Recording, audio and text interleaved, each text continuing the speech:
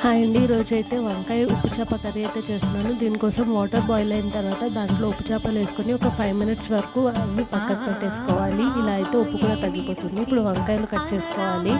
Tomato ఒకటి cut చేసుకోవాలి medium size. పచ్చిమిరపకాయలు కూడా కట్ చేసుకోవాలి. ఇప్పుడైతే చేపలు క్లీన్ చేసి పక్కన పెట్టుకున్న తర్వాత స్టవ్ మీద పెట్టి ఆయిల్ వేసుకొని కొద్దిగా ఫ్రై చేసుకోవాలి. అవి ఫ్రై అయిపోయిన తర్వాత దాంట్లో జీలకర్ర, శనగపప్పు వేసి ఎండుమిరపకాయలు, కరివేపాకు కూడా యాడ్ చేసుకుని కొద్దిగా ఫ్రై చేసిన తర్వాత దాంట్లోకి వంకాయలు యాడ్ చేసుకుని మొత్తం అంతా కలిపి ఒకసారి ఫ్రై చేసుకోవాలి. ఇప్పుడు దాంట్లోకి పసుపు, కొద్దిగా సాల్ట్ వేసుకోవాలి. అది కొంచెం సాఫ్ట్ అయిన తర్వాత దాంట్లోకి టమాటోస్ కూడా యాడ్ చేసి కొద్దిగా కారము, కొంచెం ధనియాల పొడి యాడ్ చేసి ఫ్రై చేసుకోవాలి. ఇప్పుడు దీంట్లోకి ఒక 1 కప్ ఆఫ్ వాటర్ అయితే యాడ్ చేసుకోవాలి.